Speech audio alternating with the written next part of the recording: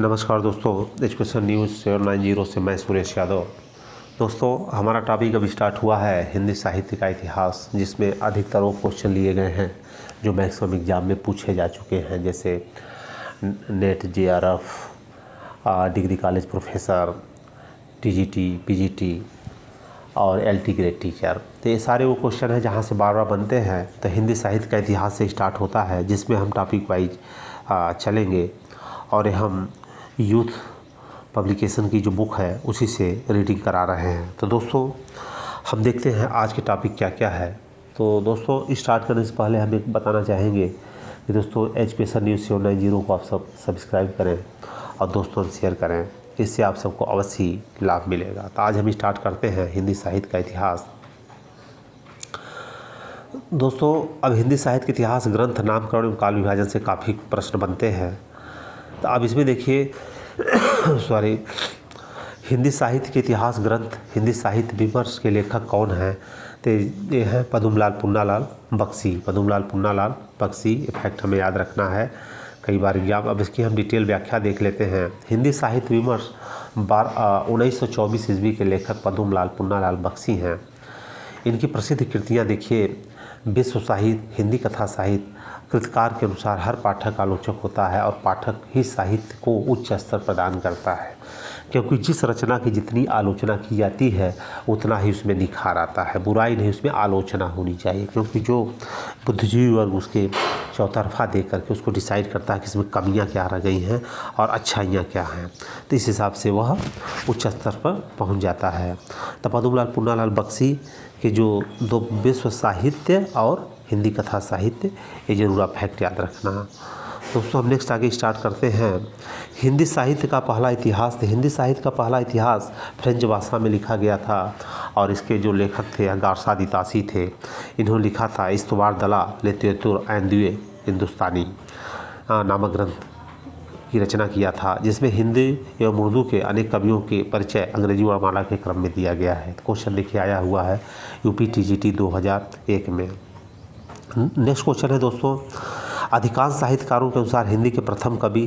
तो हिंदी के प्रथम कवि किसको माना जाता है? सरहपा को माना जाता है। लेकिन अब इसमें क्वेश्चन ये बनता है कि किसके अनुसार? तो 7वीं शताब्दी इसी के सिद्ध कवि सरहपा को अधिकांश कवियों ने साहित्य का हिंदी का प्रथम कवि माना है। लेकिन जब कई बार इसमें नाम ले लिया राहुल सांस्कृत्यायन ने सरहपा को हिंदी का प्रथम कवि स्वीकार किया है। उनकी रचना दोहा कोश है, जो काफ़ी फेमस है। लेकिन शिव सिंह सेंगर ने पुष्पदंत को माना है। अगर पर्टिकुलरली नाम कोट कर दिया जाता है तो शिव सिंह सेंगर ने पुष्पदंत को और गणपत चंद्र गुप्त ने शालिभद्र सूरी को, आचार्य रामचंद्र शुक्ल ने चंद्रप्रदायी को। तो फैक्ट हमें याद रखना है कि शिव सिंह के हिसाब से पुष्पदंत हैं और गणपत के हिसाब से शालिभद्र सूरी हैं, रामचंद्र शुक्ल के हिसाब से चंद्रप्रदायी हैं और राहुल सांस्कृत्यायन ने सरहपा को माना है और अधिकांश कवियों का मानना सरहपा ही है।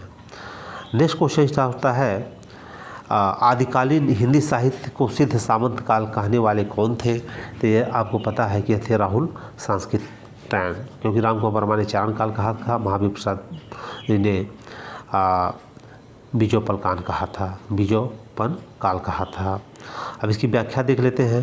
तो राहुल सांस्कृत्यायन ने आदिकालीन हिंदी साहित्य को सिद्ध सामंत काल नाम दिया। राहुल सांस्कृत्यायन ने हिंदी साहित्य के इतिहास का काल विभाजन एवं नामकरण मुख्य रूप में किया है। तब इसने देखिए बोला है सिद्ध सामंत युग, सूफी युग, भक्ति युग, दरबारी युग, नवजागरण युग।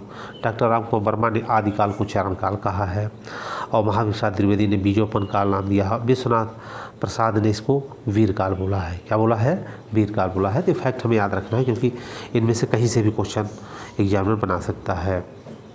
नेक्स्ट क्वेश्चन हमारा है, हिंदी साहित्य के इतिहास लेखन की परंपरा का सूत्रपात किसने किया था? तो जैसा बता चुके हैं पहले कि गारसा दी तासी ने फ्रेंच भाषा में सबसे पहले किया था। गारसा दी तासी ने फ्रेंच भाषा में किया था। हिंदी साहित्य के इतिहास लेखन परंपरा का सूत्रपात फ्रेंच विद्वान गारसा दी तासी ने किया था और उन्होंने फ्रेंच भाषा में किया था। इस्तवार दला लिटरेचुर एंड हिंदुस्तानी नामक इतिहास ग्रंथ लिखा, जिसमें हिंदी और उर्दू के अनेक कवियों का विवरण अंग्रेजी के वर्णानुसार क्रम में दिया गया है। और इतिहास का पहला जो इनका ग्रंथ प्रकाशित हुआ था वह 1839 में और द्वितीय भाग 1847 में प्रकाशित हुआ था। फिर इसके बाद जॉर्ज गियर्सन ने 1888 में the modern vernacular literature of Hindustan को सच्चे अर्थों में हिंदी साहित्य का पहला इतिहास कहा जा सकता है। The modern vernacular literature of Hindustan, ये भी इंपॉर्टेंट फैक्ट है, कई बार एग्जाम में पूछा जा चुका है कि the modern vernacular literature of Hindustan किसकी रचना है, तो यह किसकी है, यह है आपकी जॉर्ज ग्रियर्सन की। मिस्र बंधुओं द्वारा लिखा गया इतिहास ग्रंथ मिस्र बंधु विनोद 4 भागों में विभक्त है। हिंदी साहित्य इतिहास लेखन की परंपरा में आचार्य रामचंद्र शुक्ल 1929 में काशी नागरी प्रचारणी सभा द्वारा प्रकाशित हिंदी शब्द सागर की भूमिका के रूप में लिखा गया, लेकिन बाद में इसका नाम इन्होंने चेंज करके हिंदी साहित्य का इतिहास कर दिया था। तो ये भी कई बार इम्पॉर्टेंट फैक्ट है, पूछा जा चुका है कि हिंदी साहित्य का इतिहास यह कब प्रकाशित हुई, तो 1929 में आचार्य रामचंद्र शुक्ल के द्वारा प्रकाशित हुई थी, यह मतलब लिखी गई थी। लेकिन पहले इसका नाम इन्होंने क्या रखा था, हिंदी शब्द सागर की भूमिका, याद रखना। पहले इसका नाम क्या था, हिंदी शब्द सागर की भूमिका। अब दोस्तों हम नेक्स्ट स्टार्ट करते हैं। आदिकाल को वीरकाल किसने कहा था, तो पहले क्वेश्चन में ही पता चल गया था कि विश्वनाथ वीरकाल दोनों मिलता है, इसलिए हमें याद कर लेना है कि आदिकाल को वीरकाल किसने कहा है, यह कहा है विश्वनाथ ने। अब विश्वनाथ प्रसाद मिश्र ने आदिकाल को वीरकाल के नाम से अभिहित किया है। आचार्य रामचंद्र ने आदिकाल को वीरगाथा काल कहा है, डॉक्टर राम को अमरमाने चारण काल कहा था, मिश्र बंधुओं ने प्रारंभिक काल कहा है। तो ये तो हमें सारे फैक्ट याद ही रखना चाहिए कि आदिकाल को किस कवि ने, किस रचनाकार ने क्या कहा है, क्योंकि यहाँ से क्वेश्चन हमेशा बनता है। हिंदी शब्द सागर संपादित गद्य किसने किया है, डॉक्टर श्याम सुंदर दास ने हिंदी शब्द सागर संपादित ग्रंथ है। अब इसकी व्याख्या देख लेते हैं। हिंदी शब्द सागर नामक ग्रंथ श्याम सुंदर दास द्वारा संपादित था, काशी नागरी प्रचारणी सभा द्वारा प्रकाशित किया गया। आचार्य रामचंद्र शुक्ल द्वारा रचित ग्रंथ हिंदी साहित्य का इतिहास 1929 में, सब बार बार फैक्ट आ रहा है, इसको जरूर याद कर लीजिए। 1929 में हिंदी शब्द सागर नामक इस ग्रंथ की भूमिका के रूप में प्रकाशित हुआ। हिंदी वैज्ञानिक कोश पृथ्वी राज रासो और छत्र प्रकाश, इंद्रावती, चंद्रावती, हमीर रासो, परमाल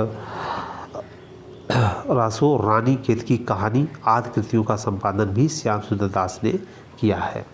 तो इसमें हमें फैक्ट जरूर याद रखना है, क्योंकि कहीं से क्वेश्चन उठाते हैं। हिंदी शब्द सागर संपादित ग्रंथ किसके द्वारा है, तो यह है डॉक्टर श्याम सुंदर दास द्वारा। ये फैक्ट हमें 3 से 4 बार पढ़ना पड़ेगा। हिंदी साहित्य के प्रथम काल को आदिकाल का नाम किसने दिया था, तो आदिकाल का नाम किसने दिया था, आचार्य हजारी प्रसाद द्विवेदी ने। अब इसकी व्याख्या देख लेते हैं। हिंदी साहित्य के प्रथम काल को आदिकाल नाम सर्वप्रथम आचार्य हजारी प्रसाद द्विवेदी ने दिया। आचार्य द्विवेदी द्वारा दिया गया यह नाम आज अधिकांश विद्वानों को मान्य है। आचार्य रामचंद्र शुक्ल ने वीर रस प्रधान रासों रचनाओं के आधार पर हिंदी साहित्य के प्रथम काल को वीरगाथा काल और राहुल सांस्कृत्यायन ने सिद्ध सामंत काल कहा है। नेक्स्ट हमारा आ जाता है हिंदी नवरत्न के लेखक कौन है। हिंदी नवरत्न के लेखक कौन है, मिश्र बंधु। कौन है, मिश्र बंधु। अब इसकी व्याख्या देख लेते हैं। मिश्र बंधु हिंदी नवरत्न नामक पुस्तक के लेखक हैं। मिश्र बंधुओं द्वारा लिखी गई एक अन्य पुस्तक मिश्र बंधु विनोद 1913 में लिखी गई पुस्तक मिश्र बंधु विनोद में मिश्र बंधुओं ने लगभग 5000 कवियों का उल्लेख करते हुए हिंदी साहित्य के काल विभाजन का पहला प्रयास किया। महावीर प्रसाद द्विवेदी ने सरस्वती तथा प्रताप नारायण मिश्र ने ब्राह्मण पत्रिका का संपादन किया। यह भी फैक्ट है कि महावीर प्रसाद द्विवेदी ने सरस्वती का और प्रताप नारायण मिश्र ने ब्राह्मण पत्रिका का प्रकाशन किया है। Very important fact. अब इसमें देखिए आदि काल के लिए बीजोपन काल का नाम किसने दिया था, तो महावीर प्रसाद द्विवेदी ने दिया था। पहले ही हम सब देख चुके हैं, किसने बताया है, महावीर प्रसाद द्विवेदी ने। सरस्वती पत्रिका के संपादक महावीर प्रसाद द्विवेदी ने आदिकाल को बीजोपन काल था, राहुल सांस्कृत्यायन ने सिद्ध सामंत काल था, आचार्य हजारी प्रसाद द्विवेदी ने आदिकाल की संज्ञा दी है। तो दोस्तों आज के लिए बस इतना ही। हम इसी साथ अब कंटिन्यूअस लोड करेंगे पार्ट वाइज। तो दोस्तों अगर आप नेट पीजीटी टीजीटी की तैयारी कर रहे हैं तो चैनल को सब्सक्राइब कर लें, अवश्य लाभ मिलेगा। मैं इसको सिस्टमेटिक पूरा पढ़ाने जा रहा हूँ। हमारे पास जितने भी पब्लिकेशन की बुक पड़ी हैं हम वहाँ से इंपॉर्टेंट फैक्ट ले करके और आप सब तक पहुँचाएँगे। तो दोस्तों आप सब बस इतना ही करना है कि हमारे चैनल को सब्सक्राइब करना है, लाइक करना है, दोस्तों में शेयर करना है। तो दोस्तों आज के लिए बस इतना ही। जय हिंद, जय भारत।